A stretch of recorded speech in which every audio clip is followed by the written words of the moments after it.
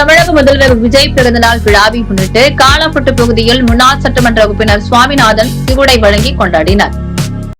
தமிழக வெற்றிக் கழகத்தின் தலைவரும் தமிழக முதலமைச்சருமான ஜோசப் விஜயின் 52வது பிறந்த நாளை முன்னிட்டு புதுச்சேரி தமிழக வெற்றிக் கழகத்தின் பொறுப்பாளரும் முன்னாள் சட்டமன்ற உறுப்பினருமான சுவாமிநாதன் காலாப்பட்டு தொகுதி முழுவதும் உள்ள ஆட்டோ ஓட்டும் தொழிலாளர்களுக்கு சீருடை வழங்கி பிறந்தநாள் விழாவை கொண்டாடினார்.